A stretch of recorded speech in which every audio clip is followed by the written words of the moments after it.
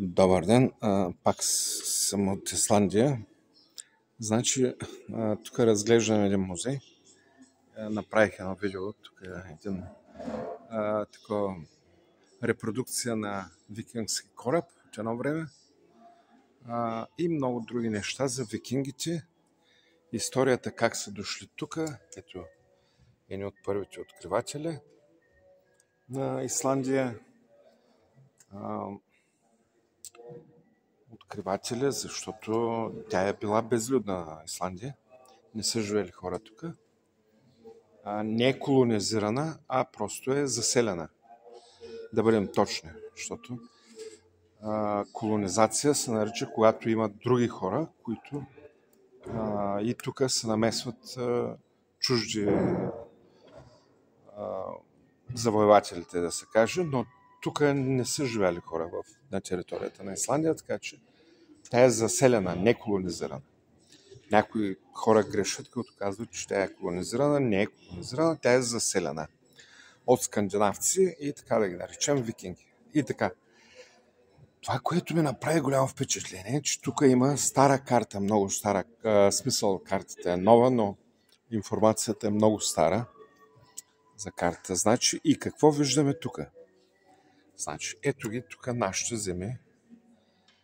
Значи, тук, там на други страни няма, но България има на картата. България има на картата. На мястото на Украйна е Русия, която си е действително Русия. Русия и Украйна, това е една страна. Сега я разцепиха на две части. Нали? Това беше благодарение на ЦРУ. Но тя винаги се е била една страна. Украйна е била винаги част от Русия, както Македония тук не съществува на карта. Ето е България. Тук южни славяни, но Македония не съществува. Византийска империя, да, съществува, защото тя си е била по него време. Значи, друго, което значи територията на Украйна тогава е била руско-украинската територия са живели предимно тук, на територията на днешна Украйна. И малко по-далече виждаме Волжска България. Ето, Волга, България. Няма Русия, няма Москва още, няма Санкт-Петербург, няма нищо. Значи на територията на Украйна тя действително е съществувала, украинците имат право. Но това е било Киевска Рус, да се каже. Руска територия, която в последствие се е разраснала до Аляска включително, до шведски територии има, които все още се говори руски, Финландия и всичко. Това се е разраснало за руска територия. Но тогава е било, се е зараждала тази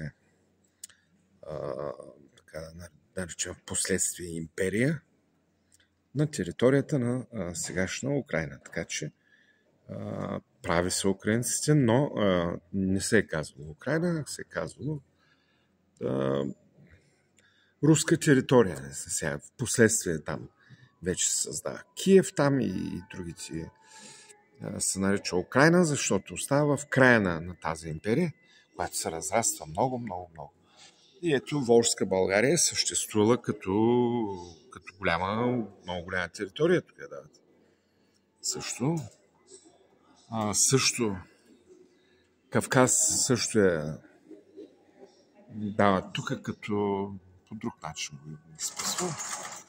Ето го. Тия републики, където също има остатъци от българи, но Волжска България присъства. Руски територии съществуват, може би още преди създаването на Киев и Украйна. Това са били руски територии. България, ето я. Ето южна славяне, западни славяне и вече там Италия и другите страни. Това дори Това Либерия, това е днешна Испания, тогава се е наричало Либерийско кралство. Ето и долу Андалузия по южните брегове. И това исках да ви покажа, че България си съществува това е правено по репродукция на стари карти. Това е нова карта, но изработена по стари данни. И тук няма лъжа, няма измама. Това намираме се още веднъж в Исландия. Никой няма намерение тук да крие история и най-вече да прославя Русия. Ето, Русия тогава била е създадена, както и България. Волжска България също присъства на картата, като доста голяма територия също. Тя не отстъпва на Русия, на тогавашна Русия, която в последствие се превръща в Киевска Русь и се разраства и остава тук. Този край в последствие се преименува като Украйна, но няма нищо обидно. Това са наши братя. Нали? Украинци, руси. Ние сме една кръв. И те вече с волжските българи, нали, се получава там България съюз с славяните и става така се създава България. Нали.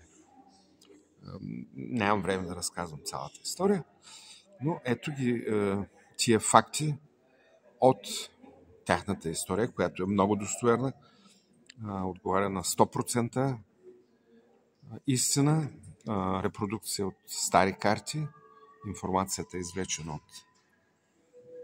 от стари карти и тук няма лъжа, няма измама, няма пропаганда, няма демагогия, няма нищо.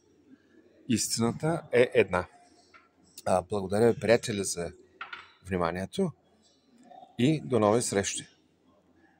Довиждане. Чао!